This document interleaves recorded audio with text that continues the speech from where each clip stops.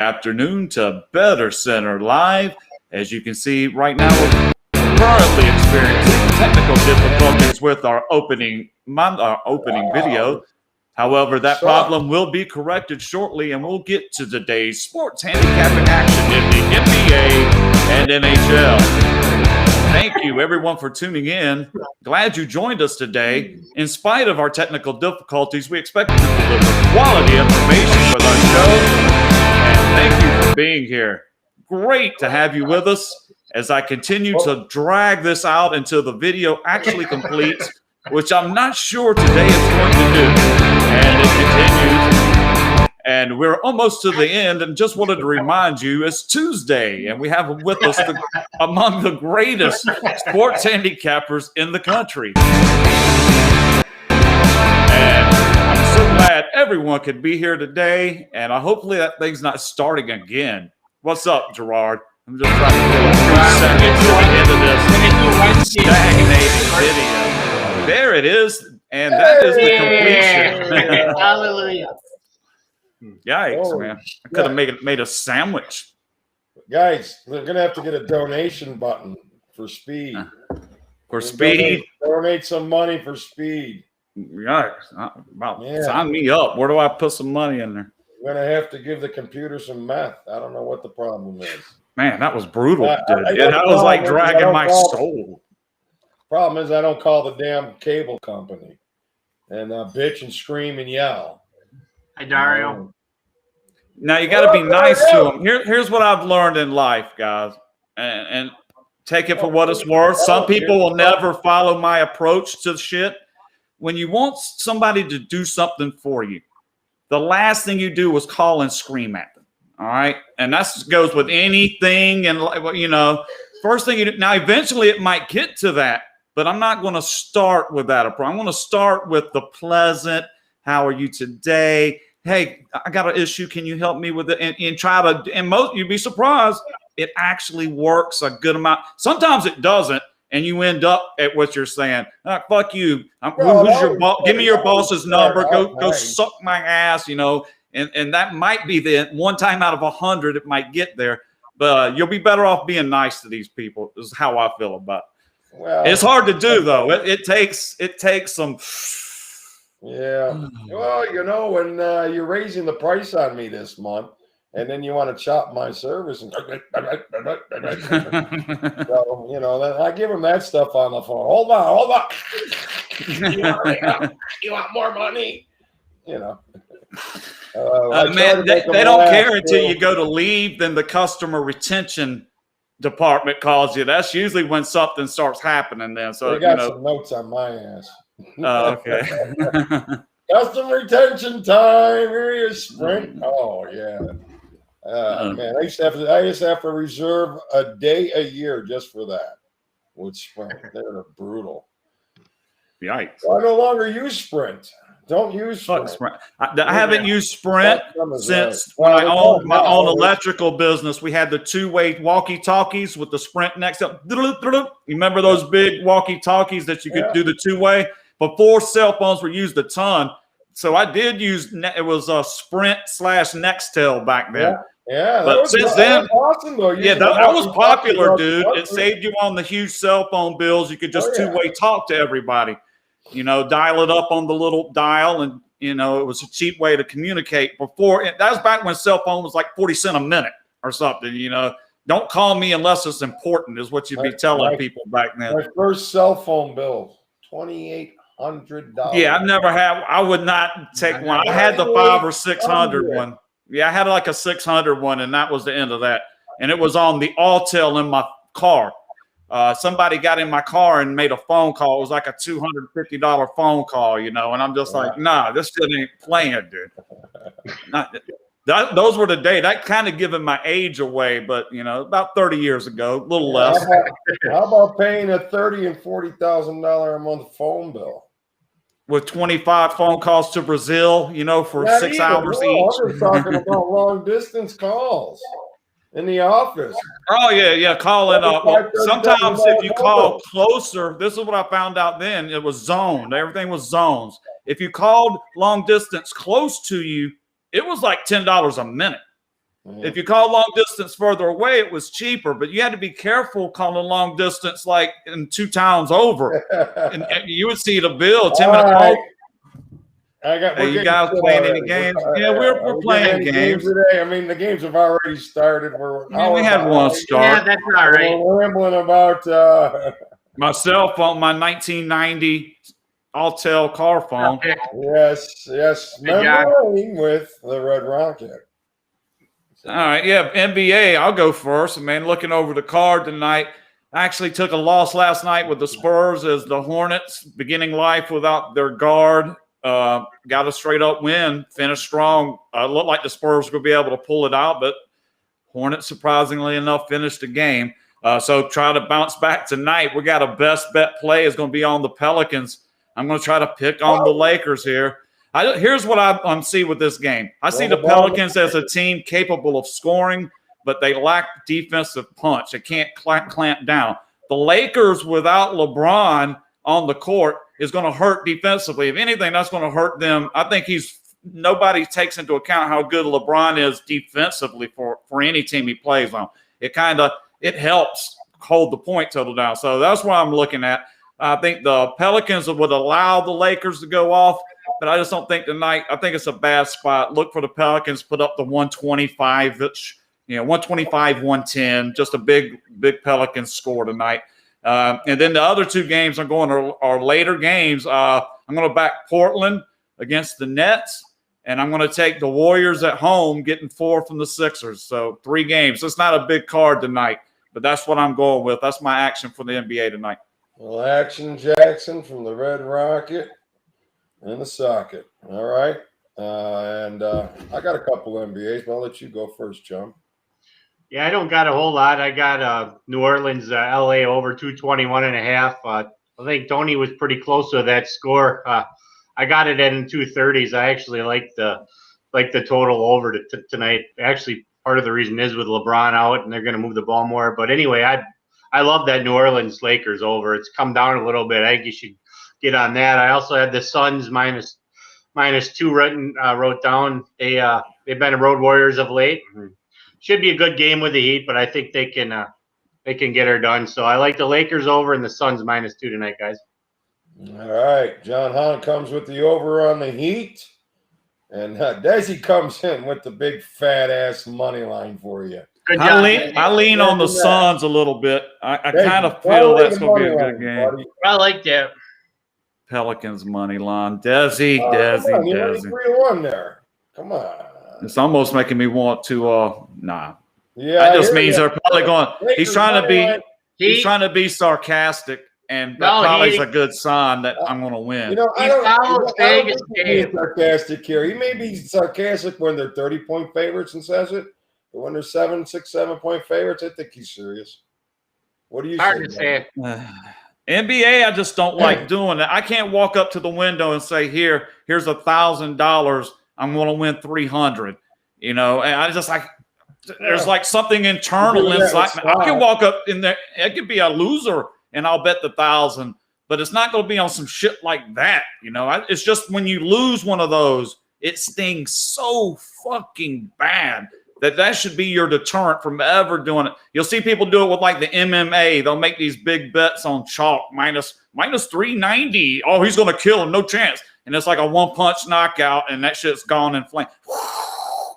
Hey, Desi knows what I'm talking about. He has some dude in Mexico City about 5 years ago at minus 500. Talking about bet the house, and the dude literally got knocked out with one fucking punch. That's the Desi I know. That's the Desi that we all know. It was minus 500. What was his excuse? Oh, it was the altitude. Well, everybody knew this. It's fucking Mexico City, dude. I mean, what do you think they were fighting? That's kind of. I like messing with Desi, though. I like Desi. Yeah, he's good to fuck with. You know what? He grows on you. He could take a punch. So, he's great at taking it. That's why we stick around. I'll take it from him, and but he takes it back like a soldier, man. And he does. See, Desi says he remembers that shit in Mexico City. He remembers that shit because I was talking shit to him about it before it happened, and then it happened, and then I talked more shit to him. That was back when he was building his legend as a mush. Okay, I got photoshopped $100 bills with like his face on it and the mush guy from a Bronx Tale kind of Photoshop where he was yelling for kryptonite. I'm gonna pull it up one time and show you guys. But yeah, I went to great lengths. He's kind of like the mascot, so I do like Desi. All right, what's up, Daniel? Welcome back. How you doing today? Good to see you, Daniel. Daniel, Good to see you back. Nice to see John Hahn in the house. Pickbusters, he's here. Welcome, Pickbusters. Throw out some picks. Don't be afraid. I'm sure you're not. All right. You got some NHL tonight. They are playing a pretty good NHL card. well, get to it. All right. Well, let me give out my NBA. Oh, well, give out yours. You know, in case you haven't noticed, I'm winning. Yeah. I'm a pretty humble fucking guy, though, you know. You want us to tell everybody? Yeah, Lou, you've had a great night last night. Why don't you tell us about it? There you go. Yeah, somebody had a good night. Sure as hell wasn't me or Tony. I had a terrible night last night. I fucking rode your train. Yeah. Maybe that would explain it, man. It's your fault. All I want to know is where's the complaint department and how do I get a refund? I just want to wonder where that boat anchor came from. Now I know, dude. God damn, dude. I didn't like that shit kind of. I was like, I'll get on their train and now that explains a little bit. Don't ever do that again. You're bad luck, Lou. That's when I'm sitting there inside that last media timeout, and I told my wife the one game I knew it was going to be a bad day because it was 79-70 Gonzaga. Going to that last media timeout. And I told my wife as we were sitting there watching, I was like, watch how they cover this. Watch the bullshit that happens for them to cover this. Sure enough, because it's like a 3-point shot off a timeout with like a minute left, they draw up a play. And I was like, there you go. That's a cover. And sure enough, it was a cover. So, and I was like, kind of from there, kind of weary of what the way the day was going to go. And that LSU was the best bet. I think we all, you sank my battleship like that fucking game. And the shit's like crumbling down. So now I'm going to give out my picks. All right. NBA picks. Here are tonight's NBA premium selections from our illustrious host and Vegas resident, Lou Diamond. Well, I thank you, Mr. Red Rifle. So nice to be here. All right, so I will agree with Chumly on that over, of course. Nice. We got the Pelicans at home. We're playing the over. I know that Lakers are an under team on the road, but not here today. Like Chumly said, no LeBron. That will open this game a little bit more. And actually, when these two teams get together in New Orleans, it's been nothing but high scoring games ever since Ball went from Lakers to New Orleans. It's kind of been a little bit of a run and shoot rivalry, I think. So I look for that to continue today. But I think the play of today, the cream of the crop. I don't know who runs the show. You know who runs the show? I'm going to tell you who runs the show. Whoever's talking, I guess. Oh, this guy. There's the guy that runs the show. Okay. Looks like Tony a little bit. Isn't that believe that you are free? Is that Mork from Mork? I can't see, dude. He makes you think that you have your own thoughts. There's the guy. He's the one in control.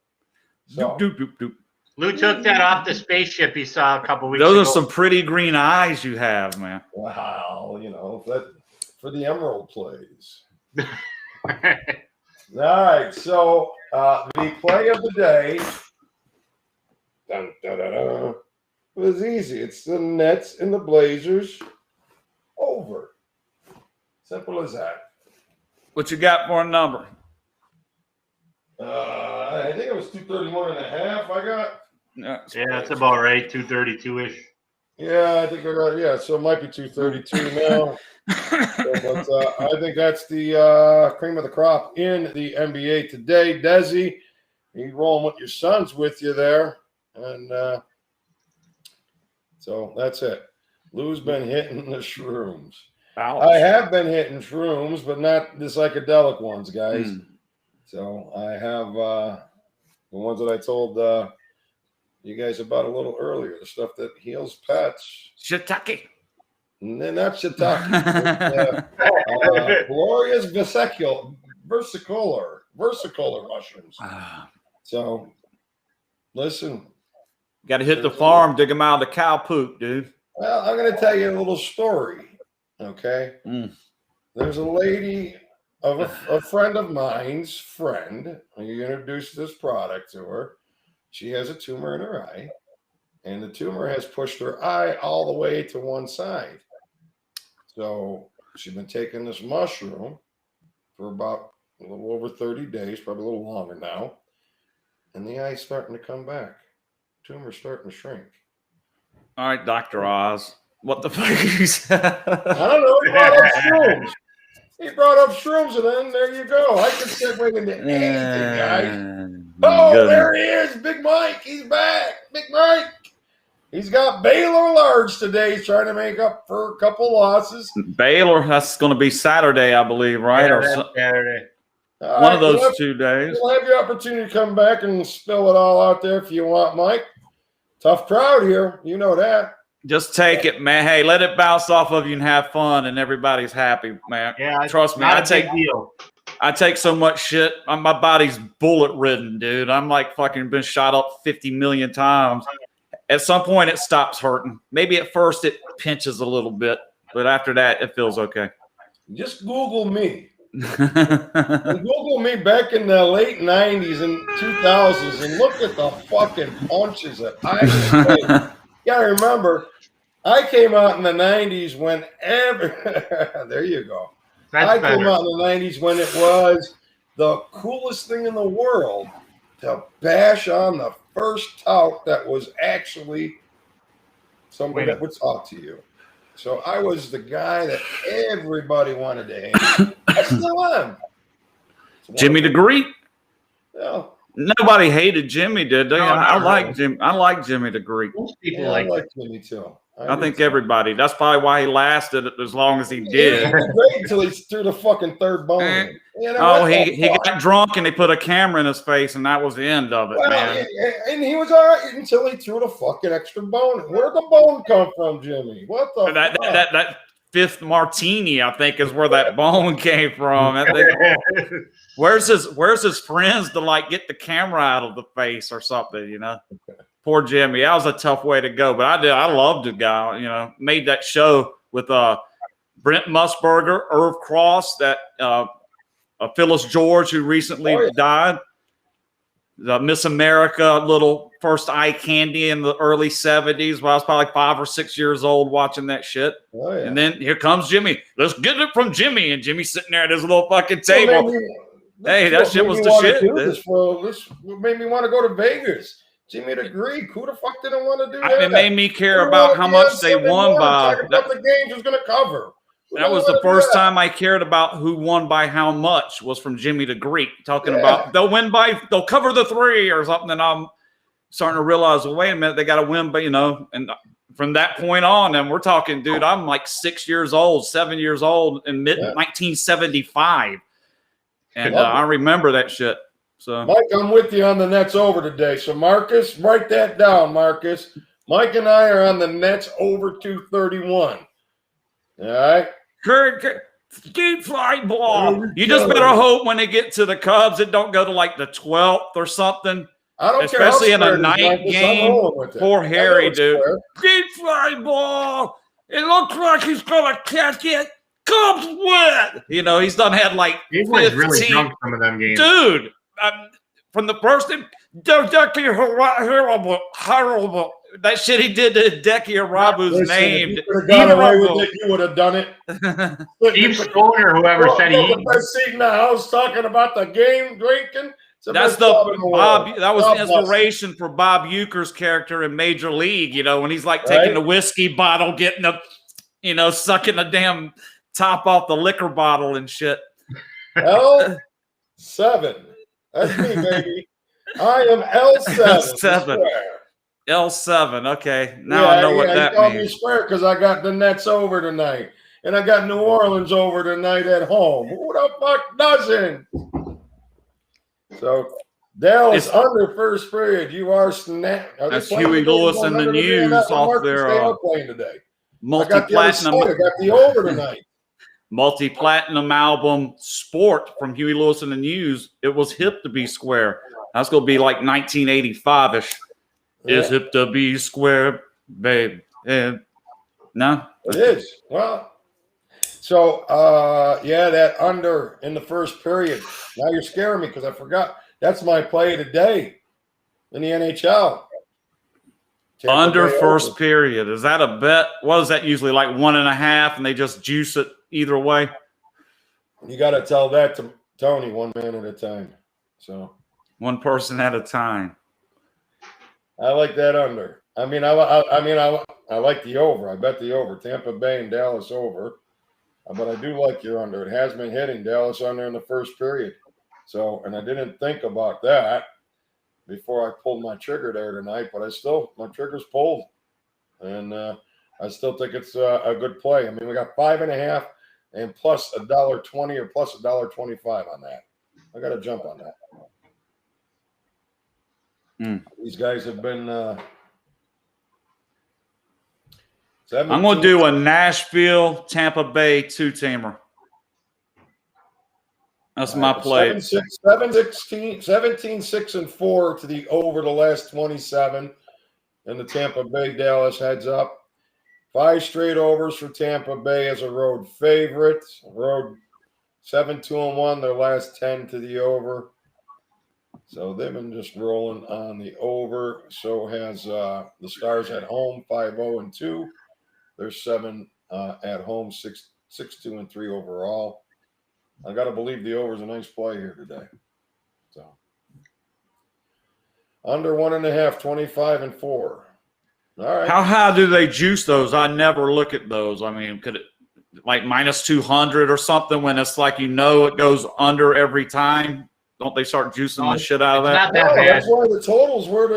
That's why you find it. I mean, usually it's like the soccer, it's 2.5, and they never change it, but they'll just juice the shit out of the over and under, but they'll never move it off that number. That's like a key number. I'm assuming 1.5 is a key total number for a first period. That's pretty much like the number, and you just juice the shit out of it one way or another. It's 45 cents for a half a puck in hockey.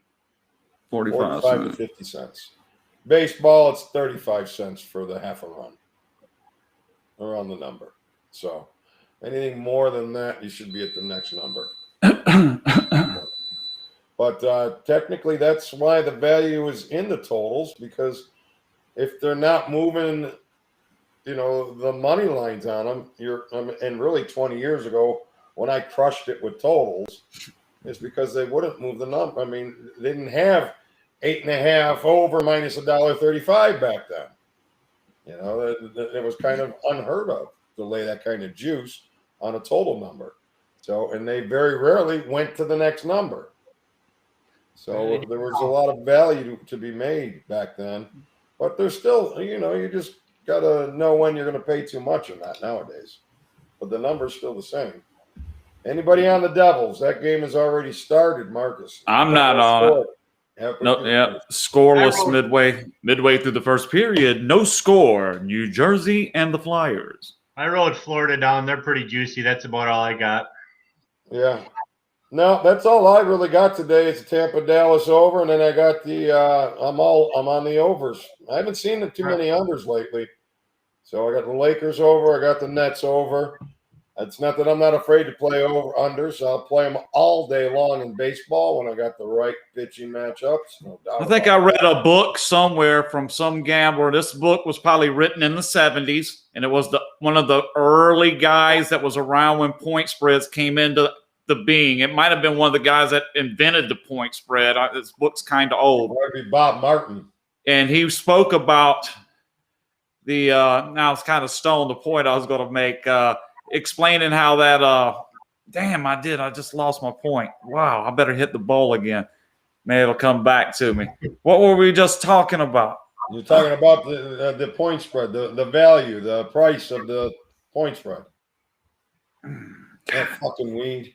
God Damn it, man. It was a good point, too, man, because it reminded me of what I read in that book. It wound up on the top of your head this time, though. And it's definitely it'll come to me next week when we're not talking about it. These games are played closer. So yeah, for the NHL, I'm just trying to try my on the puck line now, playing +1.5. My chalky two-teamer. I might actually try it. Out, though. They've been playing some tough games. They got a tough schedule. Go put $25 on Tampa Bay, Nashville. See how much I lose on 25. Might win 30. Does that sound about right? Age of weed happens to us all the time. Hey, at least I still remember reading the book. That's good. I haven't lost like the memories you lose yet. Long term, you lose the train of thought while you're Then that happens. I mean, that happens to everybody, though, right? Whether you smoke weed or not, that happens. No, it really happens to people that smoke weed. More than the normal. I mean, it happens to everybody, right? I mean, people you run across that just space out and just go, then they don't smoke weed. If they smoke weed, they'd be in a coma. No, because I don't know. Maybe I'm trying to make an excuse for myself. I'm trying to soften the blow of that mental fart. Listen, man. nobody wants to be on your side more than me. Right. So, I'm 51, man. So I know I'm down the backside, and you're just trying to prevent everything from going all at once. You're trying to fight that ride down as much as you can. All the time I get you look good for your age. You look good for your age. I know eventually it's going to come to where, man, you don't look so good for your age. No, just your age is just going to catch up to you. Is what's going to happen. Eventually it does. You feel that fucking good. Right. You'd be like, oh, yeah, face, I look great, and I feel like shit. Can't get out of bed. Matt. What's happening, Matt? Welcome back. Hi, Matt. Matt Stat, Sup Gyms. What's going on, carrying the wax pipe wherever he goes. So, man, talking about memory loss, man. That shit probably I understand when you take those chemicals into your brain, it's like killing cells, but the density of that toxin when you wax it, man, can you just imagine? That's just probably like carving a tunnel through your brain, killing shit as you. Well, that might explain a little bit of Marcus then. Man, that shit is like heavy duty, man. Listen, go big or go home. Ooh, wow. Go home. That's like telling that to a guy that drinks like a half gallon of scotch every day. No matter what day it is. And the dude's having to drink like the $20 a half gallon shit because that's all he can afford. But at the end of the day, that shit's gone. You're just like, damn, dude, how do you survive drinking a half gallon of scotch? He's like, if I had more, I'd drink more. I was like, that I can't do. I'm seeing it, dude. I don't know how you survive on that. Your body just turns it. Dude, though, if he goes more than like an hour without a drink, dude's like this, he can't fucking Michael J. Fox. What happens when you don't go an hour without a hit? Nah, dude, I do it outside. I go like, I smoke weed at home. If I leave the house, I might be gone 10, 12, 14 hours. I'm not like dying to get back to do one. No, but when I do get back and relax, certainly I will. Marcus, what kind of music you want to hear today? I got good luck, guys. What day is it? It's Tuesday, right? See you guys tomorrow. Yes, sir. We'll be here. All right, chum. That's me shaking texting. Oh boy, junkie. All right, what kind of music? I got a couple songs. Let's see if we can make one of them play through. Yeah, man, nothing plays on that. I might as well play like a YouTube video. Where is what do you Acid think? Rock or play Spotify? Choice between Collapse or Be Brave. Collapse or Be Brave. Yeah, Collapse. Is that a question or just kind of throwing it out there? Collapse. It's a true story about life today. Collapse. And what's the other? Brave is a true story about life today. So these are like social pieces is what we're talking. So like written to be social statements reflecting on our view and perspective of society as a whole. Is that where we're going? There's no doubt about that. Is that where we're going with these? Is that what kind of what? You know what happened is, you know, I had a high school reunion. Oh yeah, that high school reunion. 25th. I think it was my 25th. Yeah, about that's a big one. That's when you start reflecting and shit. That's a big one. Well, but you know, the bands were getting back together for the reunion. Right. So what I did is I spent 6 months of really working on my drums, and then you know, because I didn't want to look like an idiot. I haven't played in a long time, and I really worked hard. And then 6 months goes by. I played a show. I'm up there for an hour or whatever, and I got these hands, and I'm like, I can use these and do stuff. And so I found this guy that wrote some pretty amazing lyrics, in my opinion, and I gravitated towards his music. He's actually the guy that wrote these songs is Buddy Greco's nephew. Lady is a Tramp. That's your music. What is it? Lady is a Tramp? Remember the song Lady is a Tramp? From the Rat Pack. Oh, you're talking about the Frank Sinatra. Yeah. The Lady is a Tramp. Sinatra sang it, but it was actually written by Buddy Greco. Right, gotcha. Okay, yeah, sure. Okay, I know the tune. Nephew wrote this music. I just happened to hook up with him. This is way different. If it's like the song that we play out, that's just kind of dark, you know, almost like a morbid overtone to it, kind of dark. Well, we are in a dark fucking time, aren't we?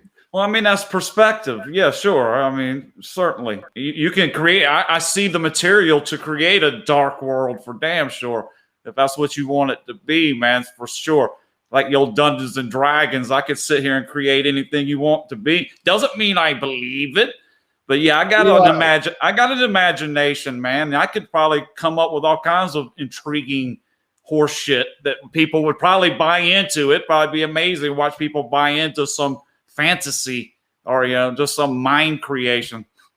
Fantasy is simply the song is by Tony Bennett, but I believe it was a #1 song by Buddy Greco. Maybe I got the wrong song. Nice to see you here, Eli. We'll have to. Song was by Tony Bennett. It's definitely Frank Sinatra that wrote it, but hold on. I mean, Frank Sinatra that performed it. Songwriters Lorenz Hart. Play it for us tomorrow. I'm going to download this and Richard Rogers with Buddy Greco. But it is Ella Fitzgerald, Frank Sinatra, Tony Bennett. The artist is Buddy Greco in this one. Maybe it went to #1 with him. Maybe he did not write the song. I'm about to find out. I believe he's the one that took it to #1 and not Frank Sinatra. Or maybe man, you're getting fact checked on air, man. They're like doing real time fact checking on you, Lou. So yeah, we better watch what we say out here. Here he is, Buddy Greco. The Lady is a Tramp. That's going to be 19. What year is that? Because I see Ella Fitzgerald 1956. That's pretty early.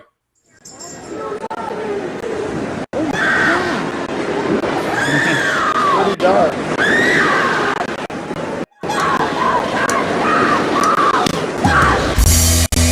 Very word secrecy as we come to free and open society. And we apparently and real this world oppose the secret society. Good hope and the secret proceedings. All right, you want to know who sang it first? I found it. Lena Horne, 1948. Lena Horne, 1948. The Lady is a Tramp. Who wrote it? They had the songwriters there, two dudes I've never heard of. Who made it #1? Hart, Lorenz, and Rogers Richards. That's who wrote that song. Well, I can tell you this. The Buddy Greco did release a Virgin. I'm looking at that here. Well, I can tell you this. Buddy's never.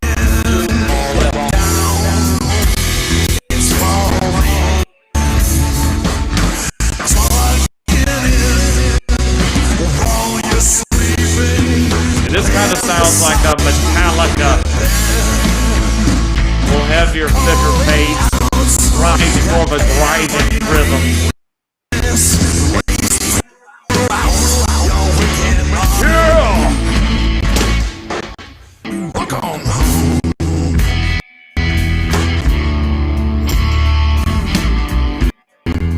Yeah, I'm feeling like a Metallica on this one.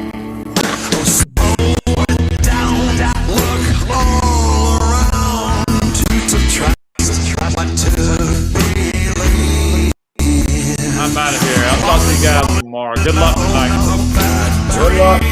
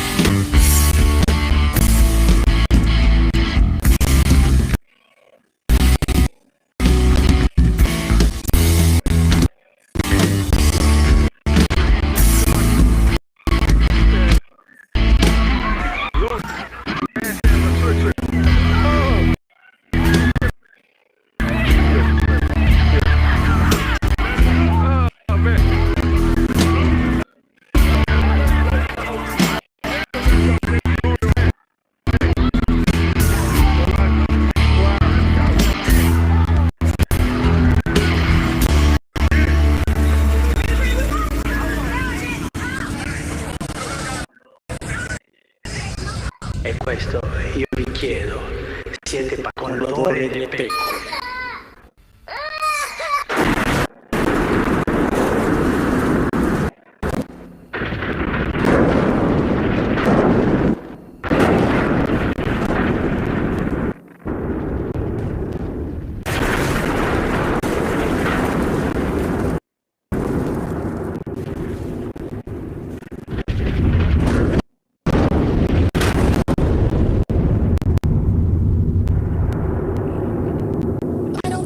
Anybody could have predicted that these people would take an airplane and slam it into the World Trade Center